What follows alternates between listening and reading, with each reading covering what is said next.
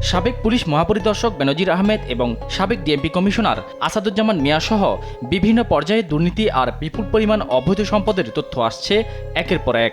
এর তালিকায় নতুন যুক্ত হলেন বরিশাল রেঞ্জের সাবেক ডিআইজি জামিল হাসান। 20তম BCS cadre Jamil Hasan resort করার জন্য বরিশাল উজিরপুরের দক্ষিণ রাজাপুর গ্রামে জমি কিনেছেন 40 একর। নিজের পৈতৃক বাড়িটি নতুন করে গড়েছেন 30 বিঘা জমির ওপর। পাশেই গড়েছেন অন্তত 36 বিঘা জমির ওপর গরুর বিশাল খামার, সঙ্গে আছে গরুর হাট। সে হাটের ইজারা নেয় তার পরিবার। এর বাইরেও রাজধানী খিলগাঁও প্রধান সড়কে ও বনশ্রী আবাসিক এলাকার পুলিশ পার্কেও ফ্ল্যাট রয়েছে জামিলের। সাবেক আইজিপি বেনজির আহমেদের ঘনিষ্ঠ হওয়ায় মাত্র কয়েক বছরে তিনি বিশাল সম্পদের মালিক হয়েছেন বলে অভিযোগ রয়েছে। এদিকে ডিআইজি জামিল হাসানের অবৈধ সম্পদ অনুসন্ধানে দুর্নীতি দমন কমিশনে আবেদন করেছেন সুপ্রিম কোর্টের আইনজীবী মোহাম্মদ জিয়াউদ্দিন। আমরা দুদকের অপেক্ষায় থাকব এবং দেখব তারা কি করে, সেই অনুযায়ী আমরা আমাদের পরবর্তী স্টেপ নেব। আর টিআইবির নির্বাহী পরিচালক বলেন, ক্ষমতার অপব্যবহার ছাড়া বৈধ উপার্জন দিয়ে এত সম্পদ অর্জন করা সম্ভব নয়। এ নিয়ে সরকারের আরও কঠোর হতে হবে।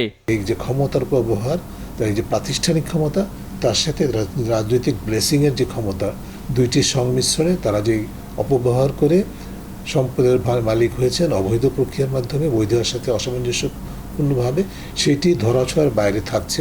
এই কারণে এটা বিকশিত হচ্ছে। এদিকে অভিযোগের পর ডিআইজি জামিলকে হাইওয়ে পুলিশ বিভাগে বদলি করা হয়েছে। তবে পুলিশ কর্মকর্তাদের একের পর এক দুর্নীতির খবর দেশের জন্য অশনি সংকেত বলে মনে করেন বিশিষ্টজনরা। আমাদের যারা রয়েছেন মনিটরিংয়ে, তারা যদি এই বিষয়টি লক্ষ্য করেন তাহলেই কিন্তু এরকম ঘটতে পারে না, এবং এ সমস্ত কর্মকাণ্ডের যদি দ্রুত বিচার হয় তাহলেও কিন্তু এটি একেবারে বন্ধ হবে না আমরা জানি, কিন্তু কমিয়ে রাখা সম্ভব হবে। তারা যদি এই নৈতিকতা বিবর্জিত যে কাজ করছে, এটা আমি ব্যক্তিগতভাবে লজ্জিত হলেও এটা সারা দেশ তাদের এই ধ্বংসের সুফল বা কুফল যাই বলেন সেটা ভোগ করবে। এটা আমাদের জন্য দুঃখজনক।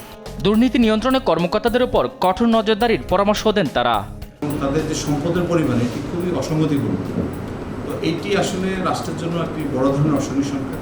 সুশাসন প্রতিষ্ঠা করতে হবে এবং তাদেরকে জবাবদিহিতার জায়গায় নিয়ে আসতে হবে, এবং নৈতিক যে শিক্ষা, এই নৈতিক শিক্ষা আবার বলিয়ান হয়ে এই দেশের সেবক হতে হলে প্রকৃত সেবক হয়েই দেশের সেবা করতে হবে। সাদাত নিশাদ, দেশ টিভি, ঢাকা।